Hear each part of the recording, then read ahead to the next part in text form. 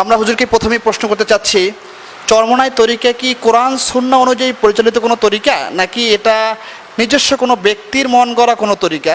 এ ব্যাপারে আপনার মূল্যবান মতামত আমরা আপনার কাছ থেকে কামনা করছি।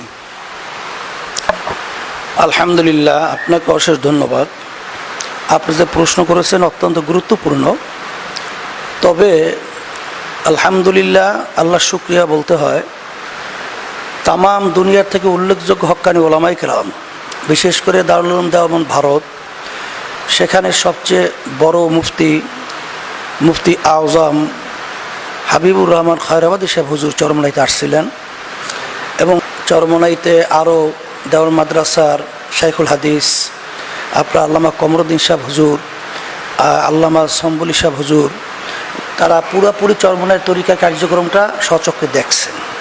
দেখার পরে আলহামদুলিল্লাহ তারা লক্ষ লক্ষ মানুষের সামনে তারা চরমোনাই হক এবং কোরআন সুন্নাহ অনুযায়ী এইটা চলছে, এটা আলহামদুলিল্লাহ তারা স্বীকৃতি দিয়েছেন।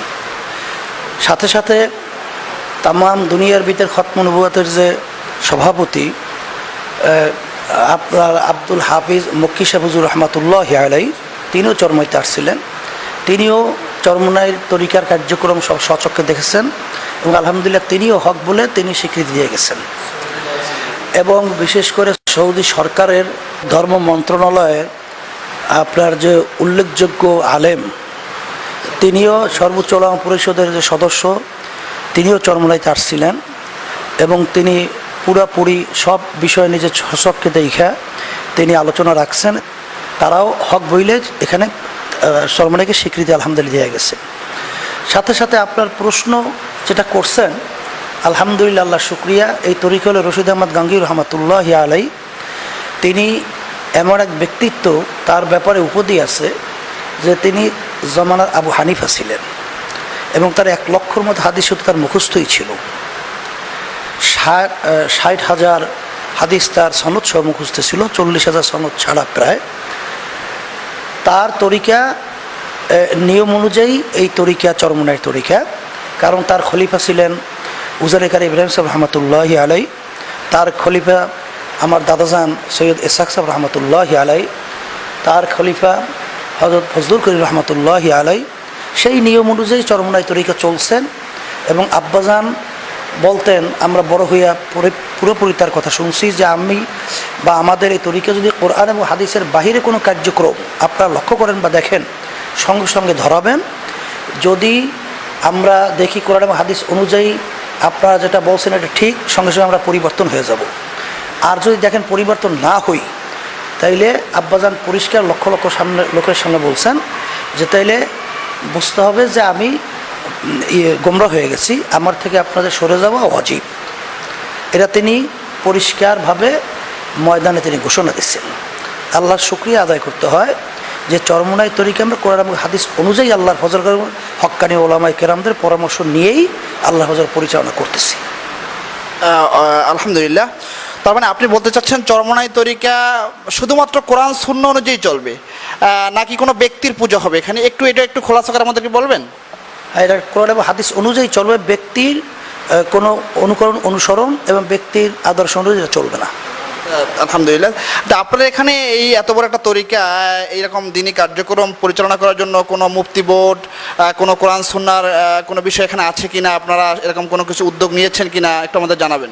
আল্লাহ শুক্রিয়া, আমরা এখানে জামিয়ায় চরমোনাইতে আমরা প্রায় কোটি টাকার মতো তামাম দুনিয়া থেকে বিভিন্ন জায়গা থেকে কিতাব সংগ্রহ করেছি এবং এখানে আমাদের একটা বোর্ড আছে এবং নিয়ম অনুযায়ী আমরা আলহামদুলিল্লাহ তাদের সাথে পরামর্শ ভিত্তিকই আমাদের কার্যক্রম পরিচালনা করি, পেশ করি এবং তারা সেই অনুযায়ী সমাধান দেয়, সেই অনুযায়ী আমরা আল্লাহ বাস্তবায়ন করি।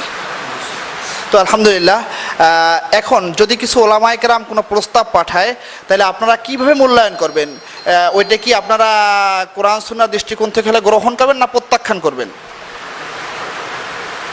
আল্লাহ রাব্বুল আলামিন বলছেন, ইন্নামা ইয়াখশাল্লাহ মিন ইবাদিহিল উলামা,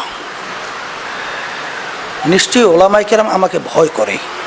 যাদের ভিতরে আল্লাহর ভয় আছে সে হইল প্রকৃত আলেম, আর যার ভিতরে আল্লাহর ভয় নাই তার থেকে বিভিন্ন ধরনের দুনিয়ামুখী সহ নিজের ব্যক্তি স্বার্থ উদ্ধারার্থে বিভিন্ন কার্যক্রম যেটা প্রকাশ হয়, যদিও নাকি সে শাইখুল হাদিস, বড় মুফতি বা বিভিন্ন ধরনের উপাধি বা লকব তার সাথে থাকলেও সে কিন্তু দুনিয়াদার আলেম। এই দুনিয়াদার আলেমদের ব্যাপারে আল্লাহ রাসূল সাল্লাল্লাহু আলাইহি ওয়াসাল্লাম বলছেন যে খায়রুল খেয়ারে খেয়ারুল উলামা শাররুল শেরারে শেরারুল উলামা, যে আলেম হইয়া ভালো হবে অর্থাৎ এলেম অনুযায়ী আমল করবে সে হলো প্রকৃত আলেম, সে মানুষের ভিতরে উত্তম মানুষ। আর যে আলেম হইয়া খারাপ হবে অর্থাৎ তার এলেম অনুযায়ী আমল করবে না, হব্বুদ দুনিয়ার অসুকুল্লি খতিয়াতিন, দুনিয়ায় সমস্ত গুনার মূল আল্লাহ রাসূল সাল্লাল্লাহু আলাইহি ওয়াসাল্লাম বলছেন, সেই ধরনের আলেম যদি আমাদেরকে কোনো কথা বলেন সেই কথা আমরা মানব না। হক্কানি উলামায়ে কেরাম যদি আমাদেরকে কোনো পরামর্শ দেন সেটা আমরা মেনে আসছি, মানব।